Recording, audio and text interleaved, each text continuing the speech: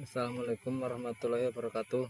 Perkenalkan, nama saya Ahmad Rafiq Asafi dari kelas TIC dengan NIM 23250101. Di sini saya akan mempresentasikan keamanan jaringan, yaitu software attack. Di sini saya memilih ping of death. Analisis serangan software ping of death atau POD.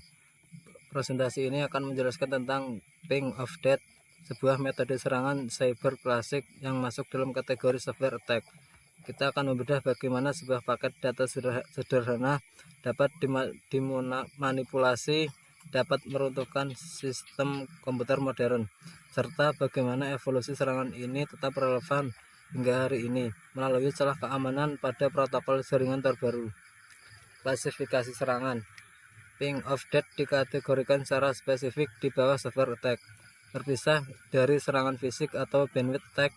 Hal ini menunjukkan bahwa karakteristik utama serangan ini bukan terletak pada volume lalu lintas data yang membanjiri jaringan, melainkan pada memanfaatkan cacat logika atau bug pada perangkat lunak sistem operasi target dalam menangani data yang masuk. Definisi ping of death. Secara definisi, ping of death adalah salah satu varian serangan denial of service atau DOS yang bertujuan membuat sistem target terhenti beroperasi atau crash. Penyerang mengirimkan paket data biasanya berupa protokol ICMP atau ping yang telah direkayasa ukurannya secara ilegal. Karena sistem penerima tidak siap menangani anomali ukuran tersebut, dampaknya bisa fatal, mulai dari kinerja yang melambat drastis hingga kegagalan sistem total. Batasan protokol internet. Agar memahami cara kerja serangan ini, kita perlu mengetahui aturan dasar protokol TCP atau IP. Protokol ini menetapkan bahwa ukuran maksimum mutlak dari sebuah paket IP, termasuk headernya, adalah 65.535 byte. Sistem komputer dirancang dengan asumsi bahwa tidak akan ada paket yang melebihi batas ini, sehingga alokasi memori atau buffer yang disiapkan untuk memproses setiap paket yang masuk selalu dipatok pada angka maksimum tersebut. Cara kerja. Masalah keamanan muncul dari cara data dikirimkan melalui kabel jaringan, karena infrastruktur fisik seperti Ethernet memiliki batas angkut atau MTU sekitar 1500 byte. Paket data yang besar tidak bisa dikirim sekaligus. Protokol IP harus memecah paket besar tersebut menjadi potongan-potongan kecil atau fragmen.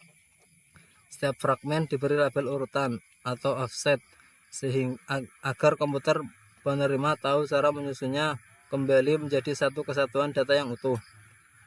Manipulasi paket atau celah serangan. Penyerang mengeksploitasi proses penyusunan ulang ini dengan cara yang licik. Mereka mengirimkan fragmen-fragmen paket yang tampak valid, namun memanipulasi informasi offset atau urutan pada fragmen terakhir. Penyerang menipu sistem agar percaya bahwa posisi data terakhir berada jauh di luar batas wajar.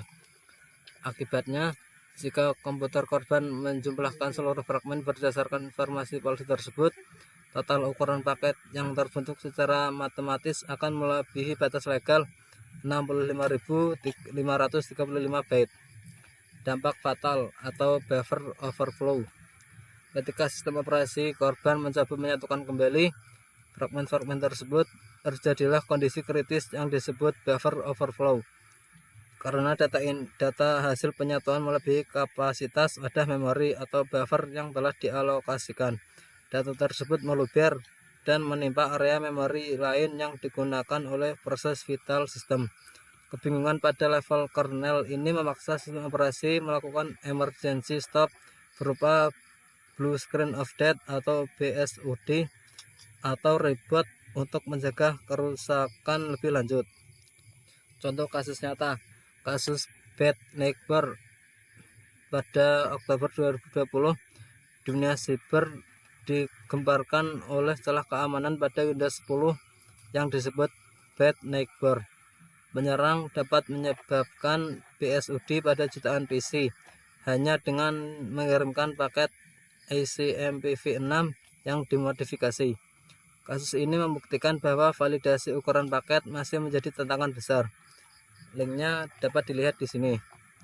Cara penanganan serangan ini memerlukan pendekatan defense in depth atau berlapis. 1. Level jaringan firewall. Blokir pesan ACMP atau ping dari luar yang tidak perlu. Gunakan firewall dengan fitur Deep Packet Inspection untuk mendeteksi dan membuang fragmen paket yang memiliki ukuran atau offset tidak wajar sebelum masuk ke server. 2. Level hash atau patching. Ini adalah solusi permanen karena serangan ini mengeksploitasi cacat software. Melakukan update sistem operasi secara rutin adalah wajib.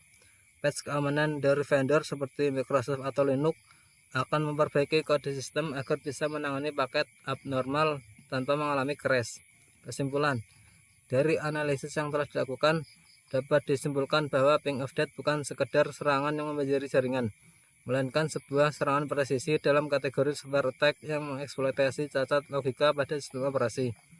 Serangan ini membuktikan bahwa satu paket data kecil yang dimanipulasi, malformat paket, mampu meruntuhkan sistem vital melalui mekanisme buffer overflow tanpa memerlukan bind besar. Meskipun metode klasiknya sudah lama ada, kemunculan varian baru pada protokol IPv6 menunjukkan bahwa ancaman ini terus berevolusi. Oleh karena itu, sinergi antara filter jaringan yang ketat dan kedisiplinan melakukan pembaruan sistem atau patching adalah pertahanan mutlak untuk menjaga ketersediaan layanan atau availability dari serangan ini. Sekian presentasi dari saya, kurang lebihnya mohon maaf. Wassalamualaikum warahmatullahi wabarakatuh.